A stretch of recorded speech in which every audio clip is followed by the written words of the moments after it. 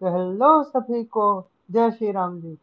तो कल हमने पढ़ा था इंसर्शन सॉर्ट के बारे में बेसिक और थोड़ा बहुत एल्गोरिदम के बारे में। आज ये सेकंड लेक्चर है design and analysis of algorithm का। तो कल हमने क्या किया था, इससे पहले हम एनालाइजिंग ऑफ एल्गोरिदम पे पढ़े। तो थोड़ा सा पीछे पे जाएंगे और ये देखेंगे कि ये वाला जो क्वेश्चन है 2.1-1, यानी कि ये वाला जो क्वेश्चन है इसको सॉर्ट कैसे किया गया with the algorithm given in figure 2.2।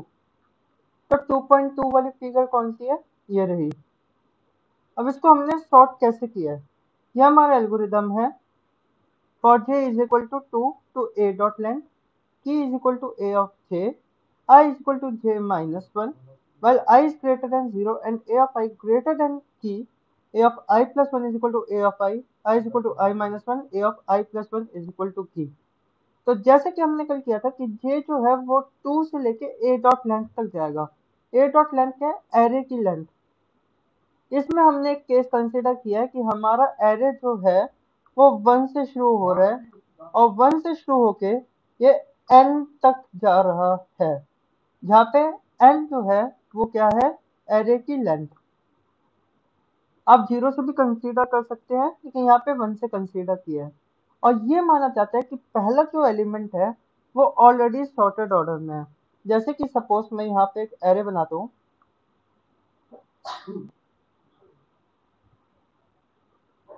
यहाँ पे हो गया 2, 3, 1, 4, 6 और 5।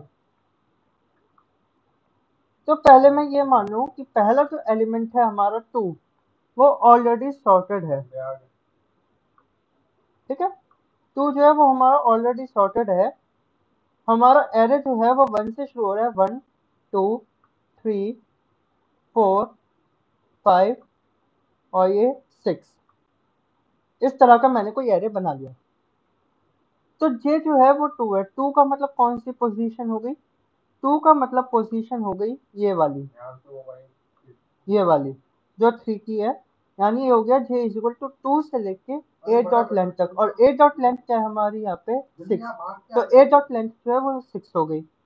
अगला जो है, अब नेक्स्ट लाइन पे जाएंगे कि इक्वल टू ए ऑफ जे। यहाँ पे ए ऑफ जे क्या है हमारा? Array of 2। यानी 2 जो है उसकी पोजीशन पे कौन सी वैल्यू है उसको हम की लेंगे। तो यहाँ पे की क्या होगा? 3।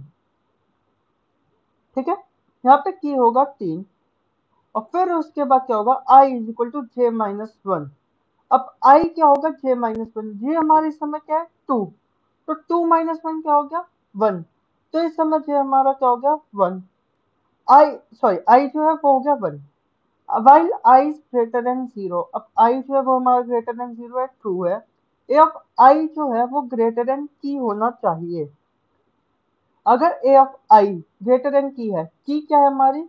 की है इस समय हमारी वैल्यू 3। ठीक है, और ए ऑफ आई यानी ए ऑफ 1, ए ऑफ 1 क्या है? 2। क्या 2 जो है वो 3 से बड़ा है? नहीं। ये कंडीशन हो गई फॉल्स।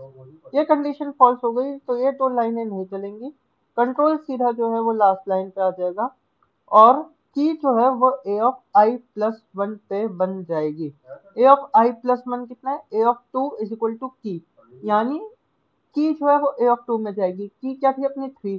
3 जो है वो ए ऑफ 2 पे ही होगी। ए ऑफ 2 पे है ही वो ऑलरेडी। तो इसका मतलब वो जो एलिमेंट था वो सॉर्टेड था। अब हम पूरे के पूरे उस जो क्वेश्चन था उसमें किस तरह से सॉर्ट किया गया पूरे हम उसको एनालाइज करेंगे एक बार। इसको यहाँ से एक बार रिमूव कर देते हैं पूरा और क्वेश्चन पे चलते हैं। ये रहा क्वेश्चन। ठीक है, क्या क्वेश्चन था? हमारे एक एरे है 31, 41, 59, 26, 41 और 58। तो एल्गोरिदम क्या हो गया? Insertion sort A for J is equal to 2 to 8 dot line. ये पूरा एल्गोरिदम है जो भी हमने किया। एनालिसिस का पार्ट सबसे पहले j इज इक्वल टू 2 है, A dot length is equal to 6।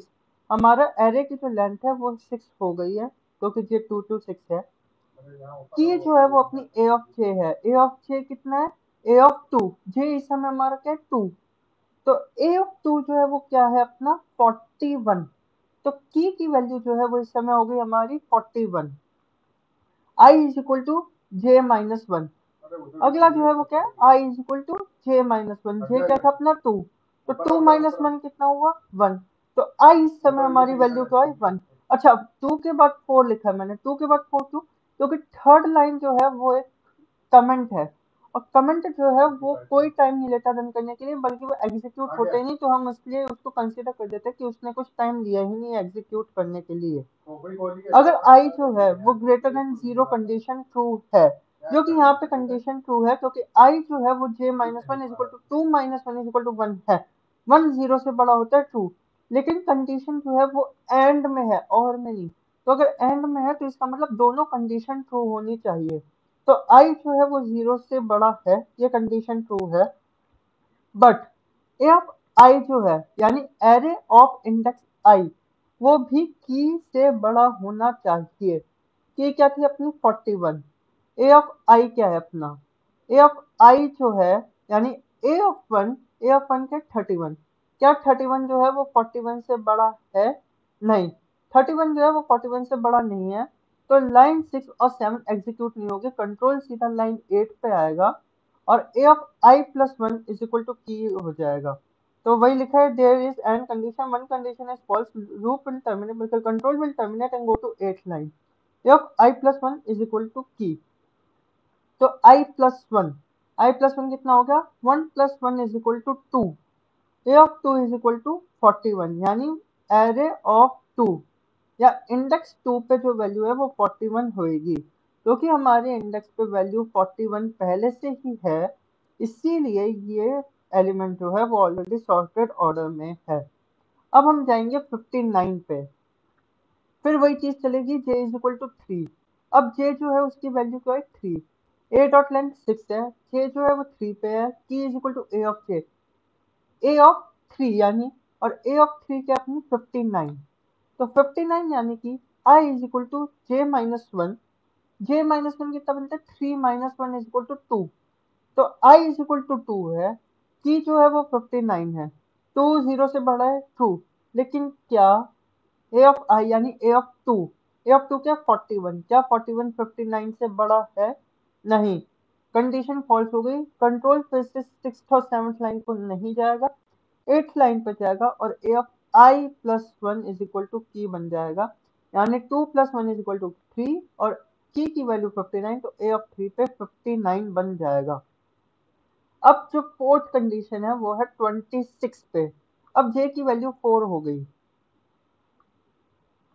1 2 3, 1 2 3 4।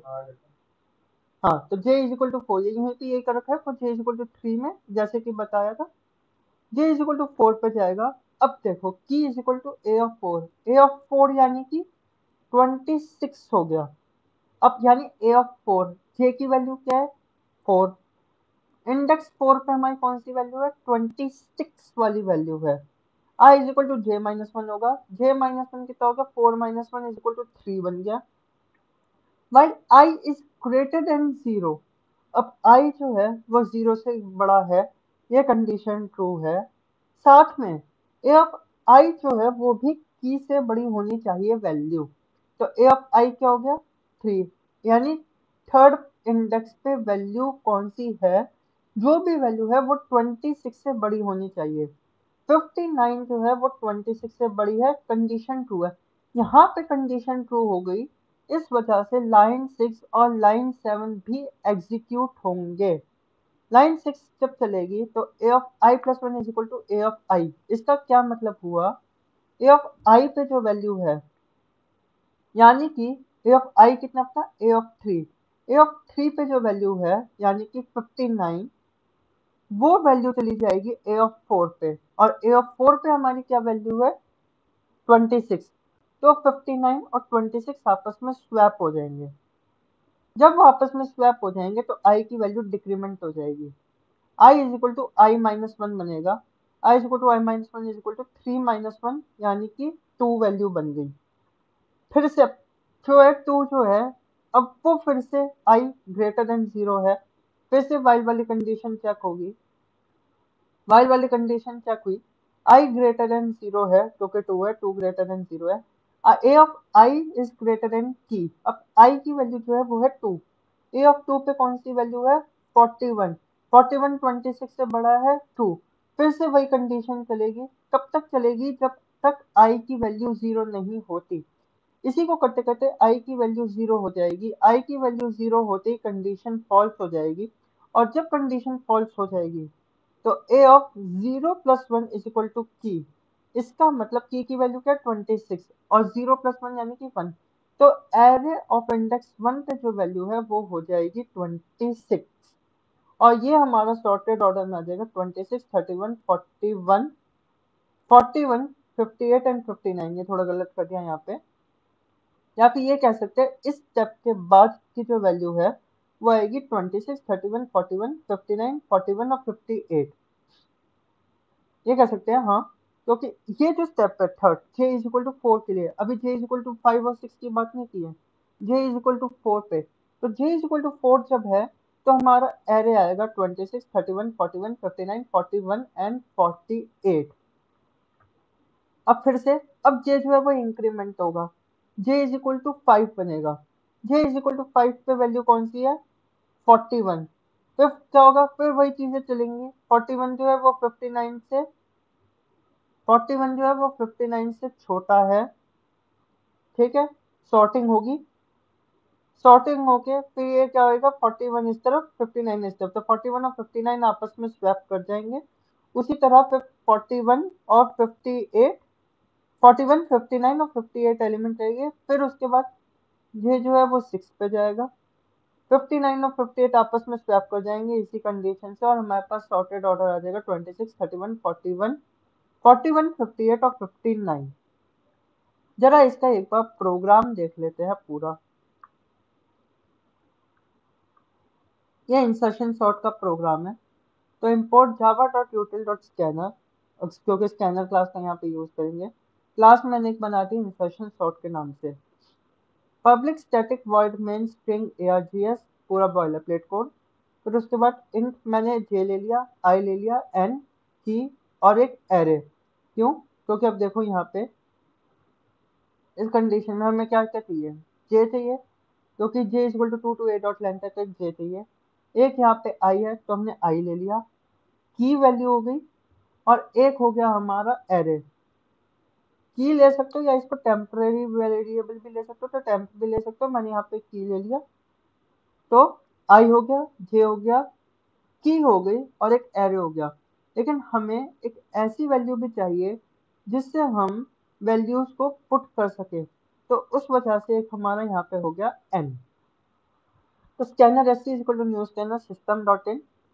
और फिर यहाँ पे system dot out dot println enter the size, यहाँ पे किसी कोई भी साइज मैंने ले लिया, जैसे सपोज 6, तो कि 6 कह रहे हैं, N is equal to S C dot next ten, अभी N is equal to S C dot next ten क्या करेगा, ये साइज ले लेगा, अब जैसे सपोज मैंने लिख दिया 5, तो वो एन की वजह से लेगा, और A is equal to new int N plus one, अब मैंने यहाँ पे एन प्लस वन क्यों लिया, क्योंकि एरे जो है वो हमेशा अपनी वैल्यू 0 से शुरू करता है, अगर मैं यहाँ पे n प्लस वन ले लूंगा तो वो क्या करेगा 0 तक से तो शुरू करेगा लेकिन n प्लस वन तक जाएगा, तो इस वजह से अगर मैं फिर उसके बाद j इक्वल टू वन करूंगा, यानी कि मैंने j से इनिशियलाइज कर दिया, j जो है वो less than equal to n है, और j प्लस प्लस ये मैंने क्या किया कि एलिमेंट्स को एंटर करवाने के लिए किया है, क्योंकि एक कंट्रोल तो हमारा वो भी चलेगा कि एलिमेंट्स चाहिए, तो j is equal to one, अब ये एंटर जो एलिमेंट कर रहे हैं हम वो इंडेक्स 1 से कर रहे हैं, और ये कब तक जाएगा n तक, क्योंकि j is equal to 2 to 8 dot length है, यहाँ पे j इज इक्वल टू 1 से लेके, क्योंकि हमें पहले वाला भी तो स्टोर करना है, पहली वैल्यू भी डालनी है, तो यहाँ पे एरे जो है वो अपना 1 से शुरू हुआ है, j less than equal to n होएगा j प्लस प्लस, और यहाँ पे क्या किया मैंने, st.nextInt इंटीजर वैल्यू स्टोर की मैंने एरे j में, या फिर ये कहूँ एक एरे जिसका नाम a है उसमें मैंने j वैल्यू स्टोर की है। और फिर कंट्रोल चला। ये कंट्रोल जो है ये है सॉर्टिंग के लिए, अगर हमें वैल्यू सॉर्ट करनी है तो सॉर्ट के लिए कौन सी कर दी मैंने अब यहाँ पे, for j is equal to 2, j less than equal to n, j plus plus, वही सेम चीज।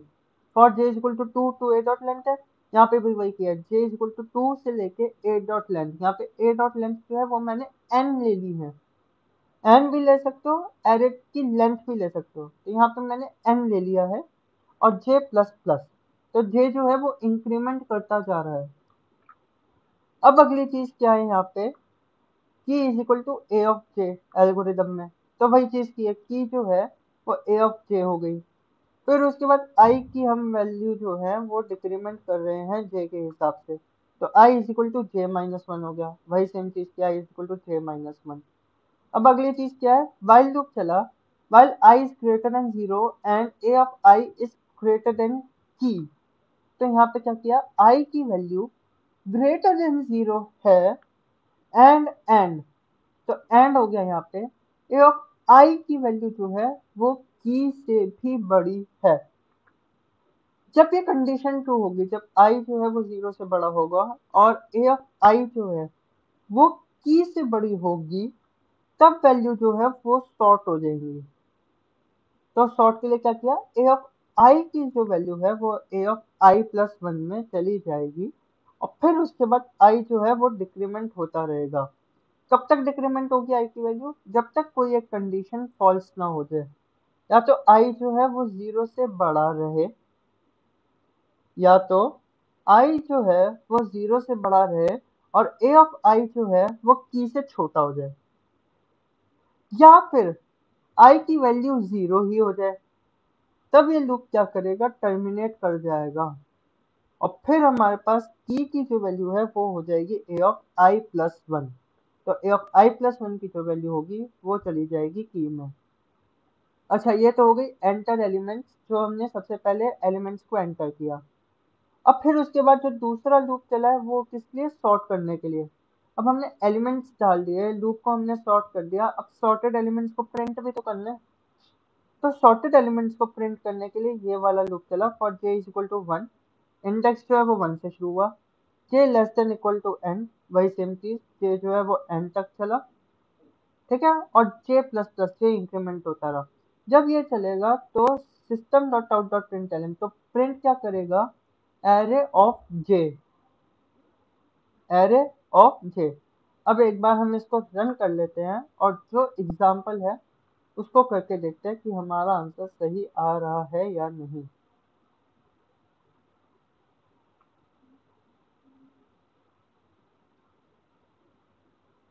तो जैसे सपोज एंटर द साइज हमने 6 कर दिया, एंटर एलिमेंट्स कौन से हैं इसमें क्वेश्चन में, 31, 41, 59, 26, 31, 41, 59, 26, 41 एंड 58, 41 एंड 58, ये क्या हो गया, 26, 31, 41, 41, 58 और 59। इसका मतलब कि हमारा आंसर या हमारा प्रोग्राम जो है वो सही है और सारे एलिमेंट्स जो हैं वो सॉर्टेड ऑर्डर में आ चुके हैं।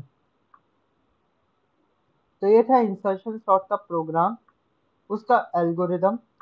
अब हमें इसको अच्छे से एनालाइज करना है।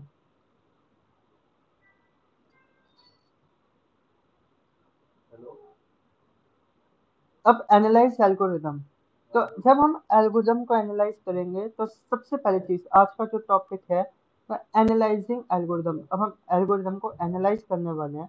तो analyzing an algorithm has come to mean predicting the resources.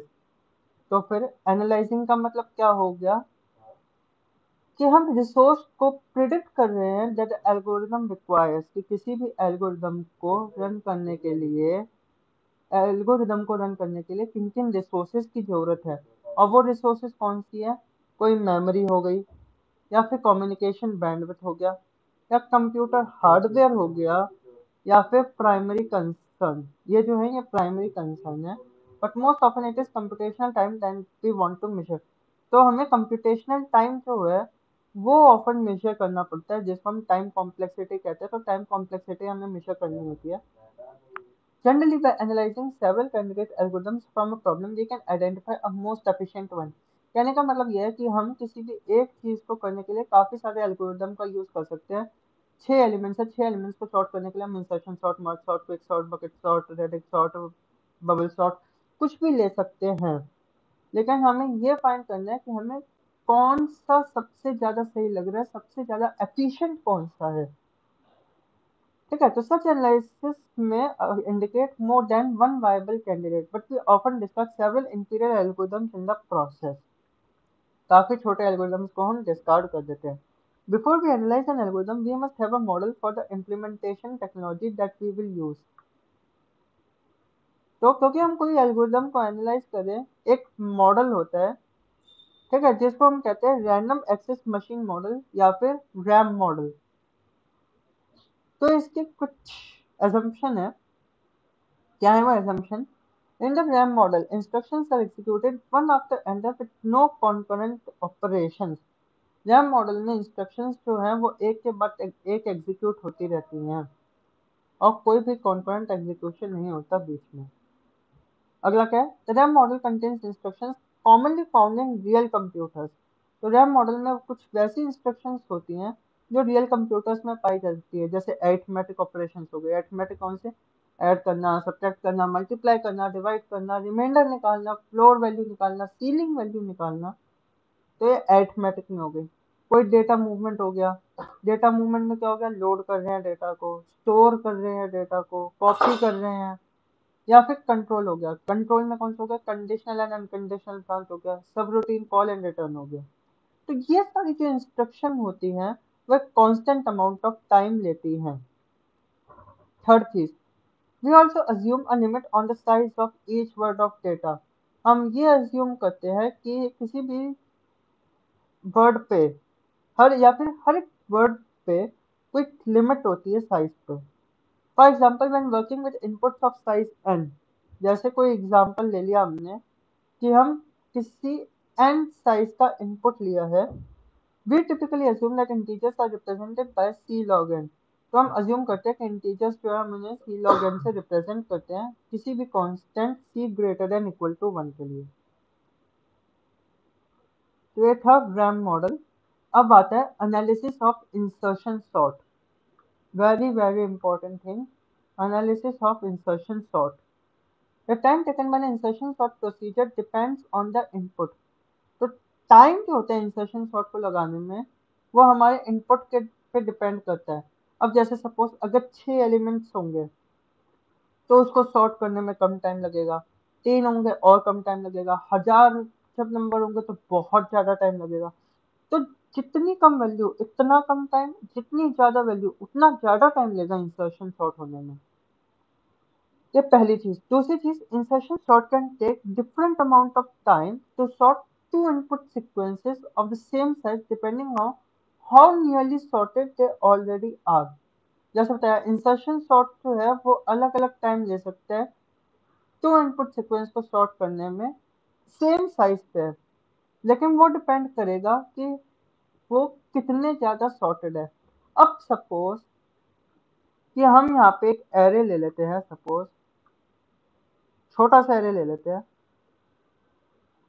2 1 3 2 1 3 और 4। एक ही हो गया, ठीक है। और एक हमारा हो गया एल्गोरिदम 1 2 4 3। और एक हो गया जैसे 1 2 3 4। 1 2 3 4। तो 1 2 3 4 ये तीन हमारे पास एरे आ गए। अब दोनों अलग अलग तरीके से सॉर्टेड है। अगर आप देखें पहले वाले एरे में, तो फिर 3 और 4 ये दो सॉर्टेड है, लेकिन वो पीछे की साइड पे है। और यहाँ पे 1 और 2 जो है ये पहले के में है। ठीक है, तो इसमें फिर भी कंपेरेटिवली बराबर का टाइम लगेगा, क्योंकि पीछे की तरफ फिर पीछे की तरफ फिर सॉर्टेड नहीं है। अगर हम फिर इसको बढ़ा दे, जैसे 3 4 यहाँ पे और एक और लगा दे 5, ठीक है, और यहाँ पे हमने लगा दिया एक 5 यहाँ पे, और एक यहाँ पे लगा दिया 5। अब भी सबसे कम टाइम जो है वो किसको लगेगा? सी वाले को, क्योंकि ये ऑलरेडी पहले से ही सॉर्टेड है। तो जो ऑलरेडी सॉर्टेड है उनको तो कम टाइम लगेगा। अब देखो पहले वाले में एलिमेंट्स जो है वो 3 4 5 एक लाइन में सॉर्टेड हो गए, लेकिन दूसरे वाले में 1 2 है, फिर उसके बाद 4 है, फिर 3 है, फिर उसके बाद 5 है। तो इसको ज्यादा टाइम लगेगा। और 1 2 3 4 5 इसको तो सबसे कम टाइम लगेगा। कैसे? क्योंकि पहला वाला जो है उसमें 3 एलिमेंट्स सॉर्टेड है कंटिन्यूअसली, दूसरे वाले में 2 एलिमेंट्स कंटिन्यूअसली सॉर्टेड है, और तीसरे वाले में तो पूरा का पूरा एरे सॉर्टेड है। तो यही कहना चाहते हैं कि सीक्वेंस पे भी डिपेंड करेगा कि कितने ज्यादा वो सॉर्टेड पहले से ही है। तीसरी चीज, describe the running time of a program as a function of size of its input. तो रनिंग टाइम जो होता है प्रोग्राम का, उसे हम as a function of size of input की तरह हम ट्रीट करते हैं। अच्छा, best notion for input size. अब देखो, best notion for input size depends on the problem being studied. तो इनपुट साइज जो होता है वो डिपेंड करता है कि प्रॉब्लम हमारी कौन सी है, किस प्रॉब्लम पे हम काम कर रहे हैं। For many problems such as sorting or computing discrete Fourier transforms, कुछ प्रॉब्लम्स हो गई जैसे सॉर्टिंग का भी हम कर ही रहे हैं, सॉर्टिंग, या फिर कोई कंप्यूट कर रहे हैं कोई फोरियर ट्रांसफॉर्म का। तो no most natural measure is the number of items in the input. तो हमारे इनपुट में कितने ज्यादा आइटम्स है उस पर डिपेंड करेगा। जैसे कि एग्जांपल है the array size n for sorting. तो n साइज का कोई एरे आ गया सॉर्टिंग के लिए। For many other problems such as multiplying two integers, the best measure of input size is the total number of bits needed. अब कोई एक problem हो गई, जैसे दो इंटीजर्स को हमें मल्टीप्लाई करना है, तो उसका बेस्ट मेजर क्या होगा? टोटल नंबर ऑफ बिट्स देखेंगे हम, जिससे हम किसी इनपुट को रिप्रेजेंट कर सकते हैं ऑर्डिनरी बाइनरी नोटेशन में। ठीक है, अगला, the running time of an algorithm on a particular input is the number of primitive operations or steps executed. तो रनिंग टाइम जो होता है एल्गोरिदम का किसी पर्टिकुलर इनपुट पे, वो क्या होता है? नंबर ऑफ प्रिमिटिव ऑपरेशंस और स्टेप्स एग्जीक्यूटेड, कि हमने कितने ऑपरेशंस या फिर कितने स्टेप्स हमने एग्जीक्यूट किए हैं, वो हमारा रनिंग टाइम होता है। A constant amount of time is required to execute each line of our pseudo code. अगर हमारी कोई एक लाइन होगी उसको एक कांस्टेंट अमाउंट ऑफ टाइम लगता है एग्जीक्यूट होने में। वन लाइन में take different amount of time than other line. अब पहली लाइन जो है वो दूसरी से, या दूसरी जो है वो पहली से टाइम जो है वो डिफर कर सकती है। लेकिन हम एक चीज और अज्यूम करें, we shall assume that each execution of ith line takes time C I. हमने अज्यूम किया कि हर एक एग्जीक्यूशन जो है ith लाइन की वो सी आई टाइम ले रही है, और सी आई क्या है? वो कांस्टेंट है। तो ये this view point is in keeping with the RAM model. तो ये जो व्यू पॉइंट है ये हमने रैम मॉडल के हिसाब से किया है, यानी रैंडम एक्सेस मशीन मॉडल से किया है। And it also reflect how the pseudocode will be implemented on most actual computers. और ये रिफ्लेक्ट करता है कि जो हमारा pseudocode है, जो हमारा एल्गोरिदम है, वो एक्चुअल कंप्यूटर्स पे किस तरह से इम्प्लीमेंट करता है। यहाँ पे आओ फिर, we start by presenting the insertion sort procedure with the time, cost of each statement and the number of times each statement is executed. तो हम इंसर्शन सॉर्ट को प्रेजेंट करते हैं किससे? कॉस्ट ऑफ ईच स्टेटमेंट, हर एक statement का cost क्या है, and the number of times each statement is executed, और कोई भी एक स्टेटमेंट जो है वो कितनी बार एग्जीक्यूट हुई है। ये जो है वो 2 से लेके n तक हो गया, और n क्या है? a dot length. तो we let tj denote the number of times the while loop test in line 5। Line 5 में while loop था, तो tj जो है वो क्या कर दिया? नंबर ऑफ टाइम्स को डिनोट कर दिया कि while loop कितनी बार टेस्ट करेगा या कितनी बार एग्जीक्यूट करेगा उस j वैल्यू के लिए। मैंने for a while loop exit in the usual way, अगर फॉर अ वाइल लूप जो है वो यूजुअल वे में एग्जिट करते हैं, ठीक है, the test is executed one time more than the loop body. One time more than the loop body कैसे? अगर suppose for I is equal to 1 से n तक है, ठीक है, 1 से n तक तो है, तो वो 1 से लेके n तक तो चलेगा सक्सेसफुली, लेकिन वो क्या करेगा, n+1 पे जाके वो फेल हो जाएगा। क्या बोला मैंने? For I is equal to 1 से लेके n तक जा रहा है, 1 to n, तो ये जो है ये I is equal to 1 to n तक तो जा रहा है, ठीक है, कोई दिक्कत नहीं है इसमें। तो 1 से लेके n तक जो जा रहा है तब तो ये n टाइम्स चल रहा है, लेकिन ये n+1 टाइम जाएगा और फिर n+1 टाइम में कंडीशन जो है वो फॉल्स हो जाएगी, तो उस हिसाब से ये चलेगा n+1 टाइम्स। तो ये है जो ये यहाँ पे कहना चाह रहा है कि फॉर और वाइल लूप जो है अगर वो एग्जिट करते हैं यूजुअल वे में, तो test is execute one more time than loop body, ठीक है। अब अज्यूम करते हैं कमेंट जो है वो एग्जीक्यूटेबल नहीं है, हमने कमेंट को ऊपर निगलेक्ट कर दिया था क्योंकि वो एग्जीक्यूटेबल नहीं है, तो वो कोई टाइम लेते नहीं है। तो एक टेबल बनी है हमारी कॉस्ट और टाइम ग्राफ का। अभी हमारा एल्गोरिदम है लाइन 1 से लेके 8 तक, 1 2 3 4 5 6 7 8, जे जो है वो 2 से 8 डॉट लेंथ तक है, ठीक है, इसकी कॉस्ट होगी C1। अब जैसे ये चल रही है पहली लाइन, इसकी कॉस्ट C1 होगी, दूसरी लाइन के लिए कॉस्ट क्या होगी C2। अब क्योंकि तीसरी लाइन क्या है, कमेंट है, और कमेंट जो है वो एग्जीक्यूट नहीं करते हैं, इस वजह से उसकी जो कॉस्ट है वो हमने 0 सेट कर दी।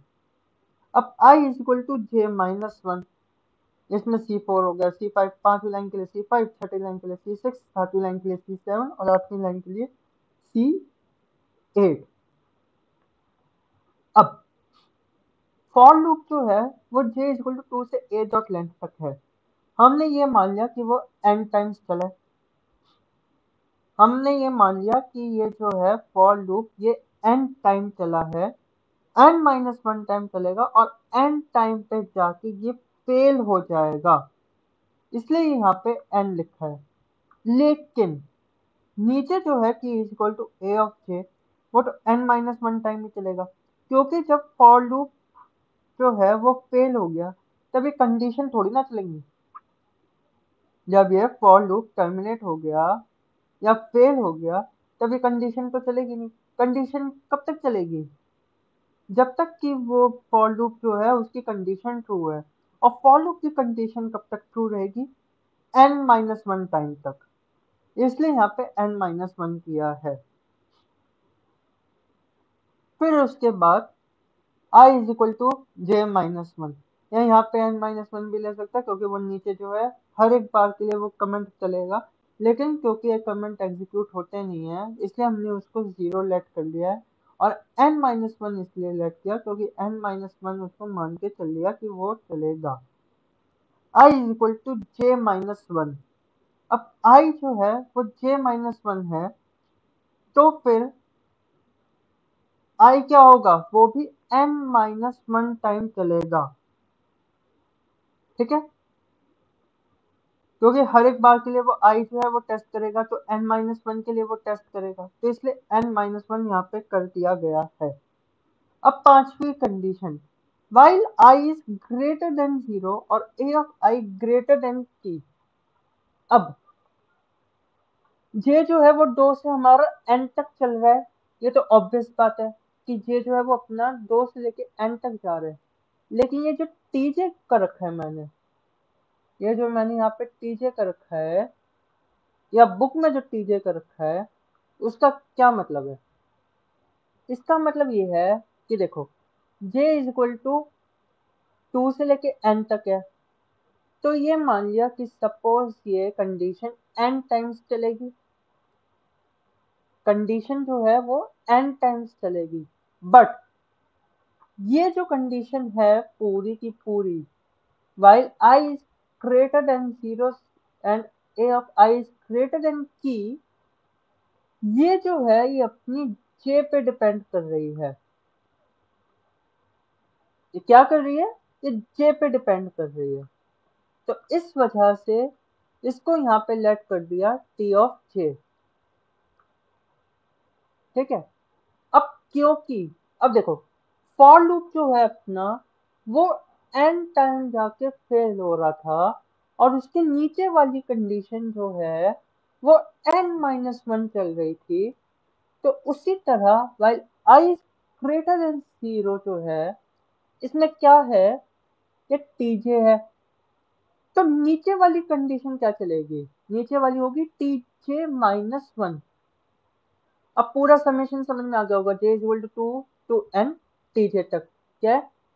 ये जो वैल्यू है पूरी कंडीशन नंबर 5, ये जो है ये कंडीशन या फिर लाइन नंबर 1 पे डिपेंड है। लाइन नंबर 1 पे डिपेंड है, इस वजह से J is equal to to N है, इसलिए summation J is equal to to N किया है। और जे पे डिपेंड होने की वजह से उस पर टी जे कर दिया है। और फिर उसके बाद क्योंकि ये टी जे वाली कंडीशन पे जाके फेल होगा, तो इसीलिए टीजे तक कर दिया, और फिर उसके बाद नीचे कर दिया टीजे माइनस वन। और फिर उसके बाद फिर वही नीचे सेम चीज टीजे माइनस वन। और फिर उसके बाद अब क्योंकि ये कंडीशन जो है ये अगर फेल होती है तब ये लूप के बाहर आ जाएगा। अब ये लूप के बाहर आ गया तो फिर ए ऑफ आई प्लस वन जो है वो की तक होगा। ये इस लूप के बाहर आया, अभी फॉर लूप के बाहर नहीं आया है। तो यहाँ पे क्या किया, A of I plus one is equal to key किया है। तो ये क्या होगा, एन माइनस वन टाइम चलेगा। एन टाइम नहीं, एन माइनस वन टाइम चलेगा ये, क्योंकि ये एन माइनस वन वैल्यू को एरे में पुट करेगा। आई होप कितना क्लियर हो गया। अब अगली चीज है running time of the algorithm is the sum of running time for each state. अब रनिंग टाइम क्या होगा इस एल्गोरिदम का, वो सम होगा running time of each statement executed. Sum होगा किसका? रनिंग टाइम का, हर एक स्टेटमेंट का।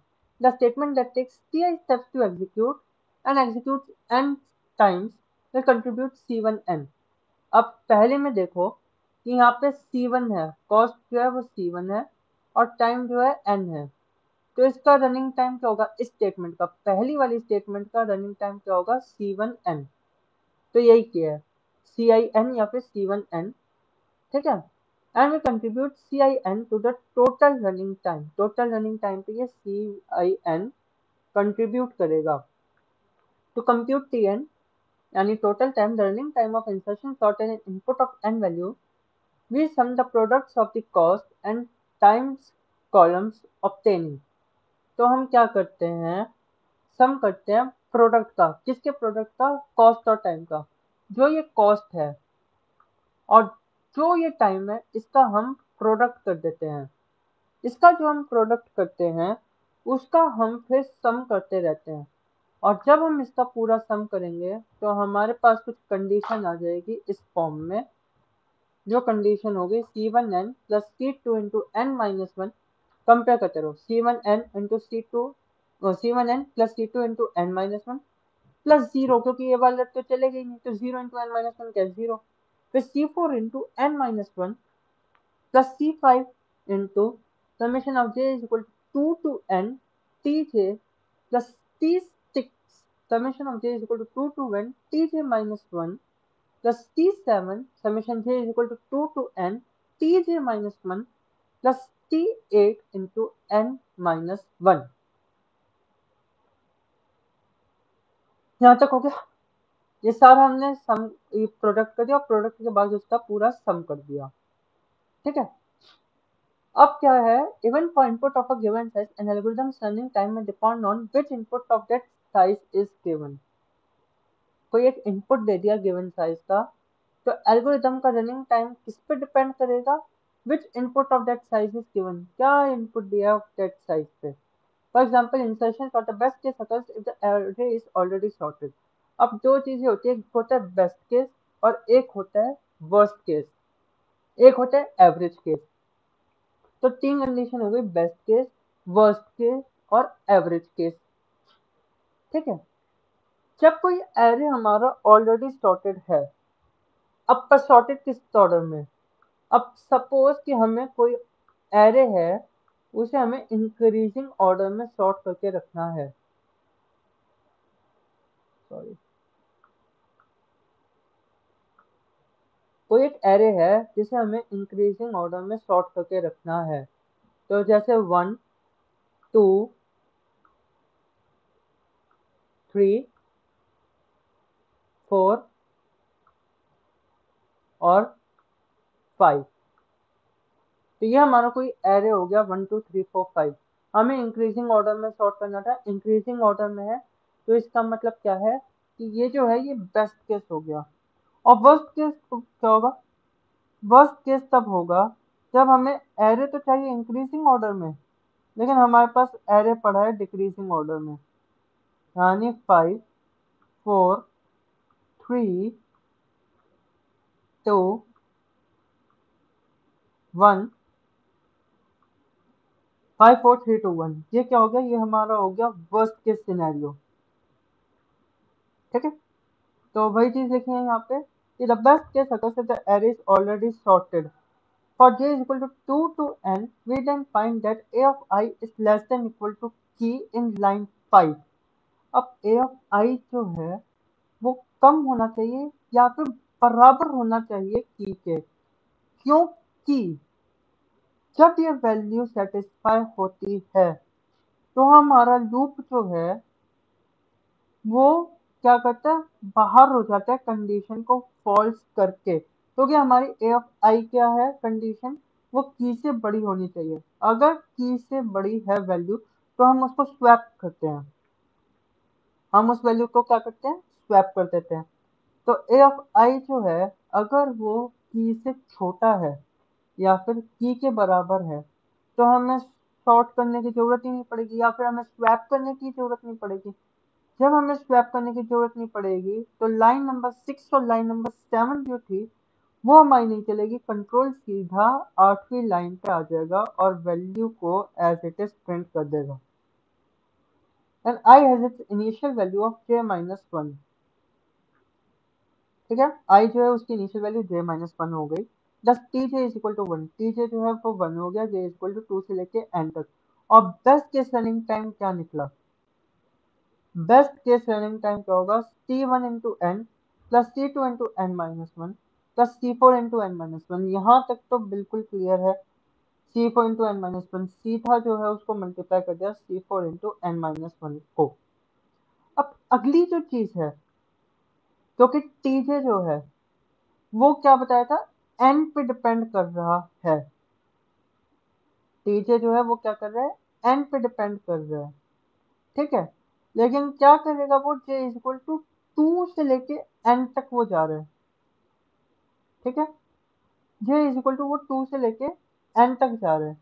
तो यहाँ पे क्या होगा, c5 into N minus one, क्योंकि है तो वो n की ना, तो n माइनस वन ही हो रहा है वो। ठीक है, c5 into N minus one. अब कंडीशन जो है वो हमारी पांचवी चली है। ठीक है, कंडीशन जो है वो क्या है, पांचवी हमारी चली है, छठी सातवीं नहीं चलेगी, क्योंकि हमारा बेस्ट केस है।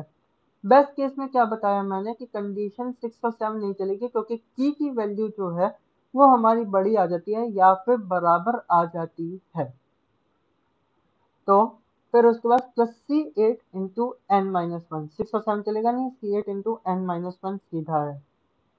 जब हम इसको सॉल्व करेंगे तो n के टर्म्स को एक साथ c1 plus c2 plus c4 plus c5 plus c8 and so on till n। ठीक है, और minus c2 plus c4 plus c5 plus c8। तो ये हो गई कंडीशन। फिर से बताता हूँ, c1 इंटू एन हुआ plus c2 into N minus one plus c4 into N minus one plus c5 into N minus one. N minus one कैसे कि i की जो है initial value j minus one है। ठीक है, i की जो इनिशियल वैल्यू है वो j माइनस वन है लाइन 5 के लिए। तो आई जो है is equal to J minus one, जो कि लाइन नंबर 4 है, वो चल रही है n माइनस वन टाइम्स। और क्योंकि जो फिफ्थ लाइन है उसकी भी कंडीशन फर्स्ट लाइन पे डिपेंड करती है, तो इस वजह से इसमें C5 into N minus one आ गया, और C8 into N minus one जो है वो कॉमन हो गया। We can express this running time as a n plus p. अब ये देखो सारे कांस्टेंट हो गए, तो एक कांस्टेंट ले लिया ए इंटू एन माइनस, और कुछ ही कांस्टेंट हो गए C2 plus C4 plus C5 plus C8। इसको हमने क्या ले लिया b. For constant a and b that depend on the statement for c i, it is thus a linear function of n. Linear function हो गया if the array is in reverse order. अब क्या हो गया reverse order? Reverse order यानी कि decreasing order, decreasing order यानी कि वर्स्ट केस। तो जब वर्स्ट केस होगा, we must compare each element a of j with each element in the entire sorted subarray. तो हर एक एलिमेंट को हम कंपेयर करेंगे हर एक एलिमेंट के पूरे सब एरे में। And so t j equal to j for j equal to two to n. तो ये कंडीशन क्या होगी? जे इक्वल टू टू से एन जे। वैसे क्या होगा अगर वन से एन तक होता तो n into n plus one by two. क्या अगर हमारी वैल्यू होती one comma two comma three and so on till n, तब इसका फॉर्मूला क्या होता है? N into n plus one, n into n plus one divide by two. अब लेकिन ये जो कंडीशन है वो टू से शुरू हो रही है, तो यहाँ से वन जो है वो गायब हो जाएगा और यहाँ पे वन आ जाएगा माइनस वन, तो यहाँ पे वन आ जाएगा। ठीक है, ये रहा अपना इसका कि पहली कंडीशन क्या है? J is equal to two to n for j, क्या होगा? N into n plus one divide by two minus one. अब जो अगली चीज है उसका फॉर्मूला कैसे आया है वो जरा आप जानेंगे। तो एक चीज देखो, जैसे summation j is equal to two to n j minus one है, हम इसको ऐसे लिख सकते हैं summation of j is equal to two to n for j minus summation of j is equal to two to N,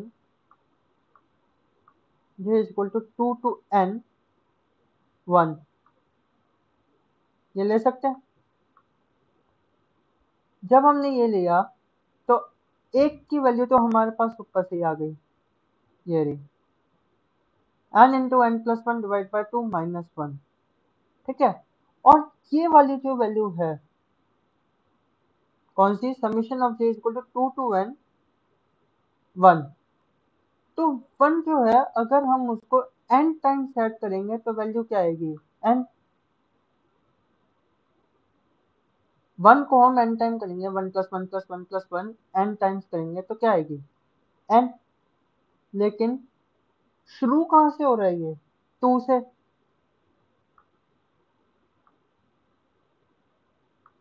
कहाँ से शुरू हो रही है condition? J is equal to two से। अगर वन से शुरू होती तो एन हो जाता, टू से शुरू हो रही है तो क्या आएगा? N minus one. तो ये क्या हो गई? यह पूरी कंडीशन सही हो गई और यहाँ पे आ जाएगा एन माइनस वन। होपफुली यहाँ तक क्लियर हो।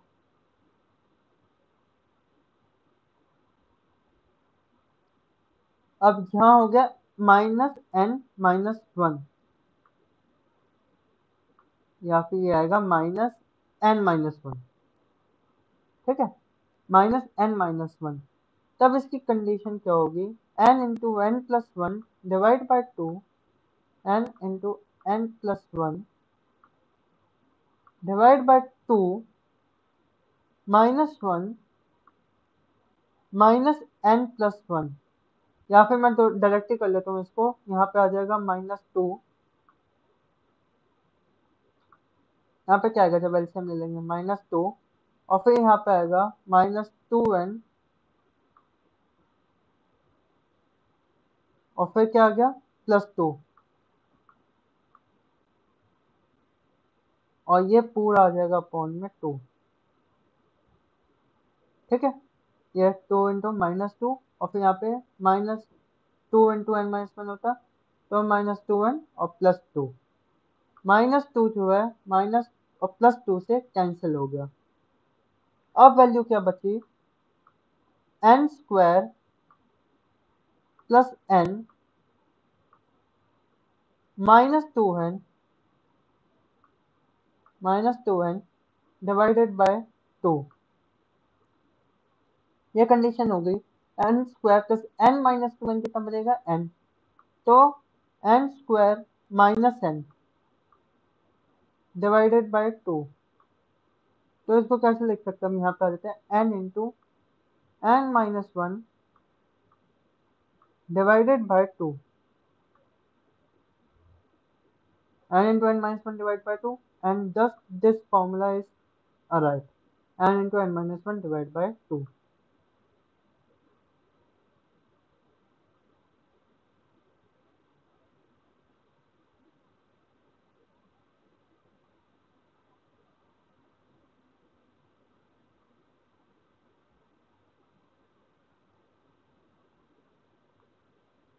तो यहाँ तक हमें आ गया कि ये दो फॉर्मूला जो हैं वो किस तरह से बने हैं।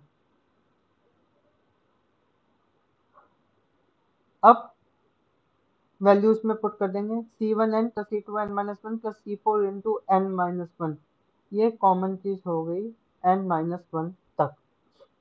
अब जो चीज है वो है, अब देखो c5 इंटू समेशन ऑफ क्या बन रहा है, यहाँ पे कंपेयर करो, c5 summation j is equal to 2 to n tj।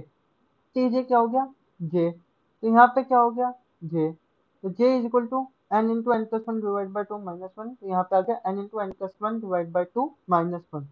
अब C6 और C7 कंडीशन भी चलेंगी, और C6 और C7 क्या है, ये देखो tj minus one, tj minus one यानी कि j माइनस वन, तो j माइनस वन हो गई यहाँ पे, तो j माइनस वन के लिए कौन सी हो गई n into N minus one divide by two, तो n into N minus one divide by two plus t7 into N minus one n into N minus one divide by two plus t8 into N minus one. अब ये पूरी यहाँ पे maths आ गई। जब हम calculate करेंगे तो c5/2 plus c6/2 plus c7/2 n square के टर्म्स एक साथ, n की टर्म्स एक साथ, कांस्टेंट की टर्म्स एक साथ, तो ये जो सारी मिलके बन रही है, ये एक इक्वेशन बन रही है an square plus bn plus c। तो ये जो है इसे हम वर्स्ट केस रनिंग टाइम लेते हैं, या कह सकते थे for constant a b and c that again depend on statement cos c है, it is thus a quadratic function of n। तो अब ये क्या हो गई, एक क्वाड्रेटिक फंक्शन हो गई n की। तो typically as an insertion sort running time of an algorithm is fixed for a given input, or in later chapter we shall see some interesting randomized algorithm whose behavior can vary for a fixed input। ये हो गई worst case running time. आ गया अगला, in some particular cases we shall be interested in average case running time. कुछ cases होती है जहाँ पे हम एवरेज केस कंसीडर करते हैं। We shall see the technique of probabilistic analysis apply to various algorithm through this book. कुछ नहीं यहाँ पे। अगली चीज आती है order of growth. Order of growth क्या है, we use some simplifying abstractions to ease our analysis of the insertion sort procedure। कुछ simplify abstractions यूज की ताकि हम एनालाइज कर सकें इंसर्शन सॉर्ट प्रोसीजर का। First we ignore the actual cost of each statement. तो सबसे पहले हमने क्या किया, एक्चुअल कॉस्ट जो होती है किसी भी स्टेटमेंट की उसको हमने इग्नोर किया। ठीक है, यूजिंग द कांस्टेंट सी आई, कोई कांस्टेंट यूज किया सी आई इन कॉस्ट को रिप्रेजेंट करने के लिए। Then we observe that even these constants give us more detail than we really need. तो ये और ज्यादा डिटेल देते हैं जितनी हमारे को जरूरत होती है। We express the worst case running time as an square plus bn plus c equation बनी है हमारी for some constant a, b and c that depend on the statement cost ci। We thus ignore not only the actual statement cost but also the abstract cost ci। तो हमने सिर्फ actual cost ही नहीं बल्कि abstract cost जो होती है उसको भी हमने इग्नोर किया। We shall now make one or more simplifying abstractions। It is the rate of growth or order of growth। अब हम कुछ और अच्छी सिंप्लीफाइंग एब्स्ट्रैक्शन करेंगे इसको हम रेट ऑफ ग्रोथ या फिर ऑर्डर ऑफ ग्रोथ कहते हैं। यहाँ तक हो गया। अब उसके बाद जो चीज आती है वो आती है डिजाइनिंग एल्गोरिदम। डिजाइनिंग एल्गोरिदम में होती है divide and conquer approach. Divide and conquer approach जो है ये सब बाद में करेंगे। डिवाइड एंड कॉन्कर करने से पहले जो सबसे ज्यादा इंपॉर्टेंट चीज होती है वो है हमें इक्वेशन बनानी है। और वो इक्वेशन जो है वो हम बनाते हैं मास्टर्स थ्योरम की मदद से या फिर रिकर्शन ट्री मेथड से और या फिर सब्स्टिट्यूशन मेथड से। तो फिर अगले कॉन्सेप्ट पे बढ़ने से पहले हम एक तो देखेंगे average case scenario, worst case scenario, best case scenario, and then we will move to master's theorem and also the recursion tree. आज के लिए बस इतना ही। धन्यवाद।